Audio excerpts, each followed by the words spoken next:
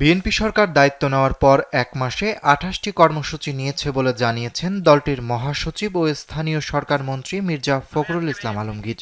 সোমবার সকালে নিজের ভেরিফাইড ফেসবুক পেজে দেওয়া এক পোস্টে তিনি এ তথ্য জানান। ফেসবুক পোস্টে তিনি লেখেন, বিএনপি সরকার দায়িত্ব নেওয়ার পর এক মাসে ২৮টি পদক্ষেপ নিয়েছে। এর আগে সোমবার সকালে ঠাকুরগাঁও সদর উপজেলার রায়পুর ইউনিয়নের নেহা নদী পুনর্খনন কর্মসূচির উদ্বোধন করেন স্থানীয় সরকার মন্ত্রী। কর্মসূচির উদ্বোধন শেষে তিনি বলেন, দেশের মানুষের সামনে খুব কঠিন সময় আসছে। মধ্যপ্রাচ্যের যুদ্ধ আমাদের খুব ক্ষতি করছে বলেও মন্তব্য করেন তিনি। এ সময় সামনে তেলের দাম বেড়ে যাওয়া এবং জিনিসপত্রের দাম বেড়ে যাওয়া নিয়ে উদ্বেগ প্রকাশ করেন ফখরুল ইসলাম।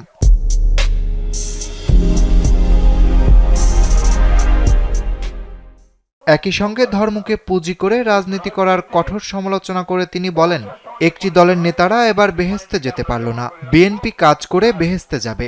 ধর্মকে ব্যবহার করা যায় না। দেশের ৯০% মানুষ ধার্মিক, তারা ধর্ম নিয়ে ব্যবসা পছন্দ করে না। বিএনপি কাজ করতে এসেছে, কাজ করে যাবে। আমরা তো পানি নাই, টিউবওয়েলের পানি ছাড়া আমরা কি কোনো পানি পাই না। তার বরেন্দ্র একটা প্রজেক্ট আছে আমাদের, সেখান থেকে কিছু পানি পাই। সেই সঙ্গে যদি খালগুলোকে আমরা বোঝাই করে রাখতে পারি, তাহলে কিন্তু আমরা আমাদের কৃষি কাজের সুবিধা আমাদের অনেক বেশি আগে যাবে।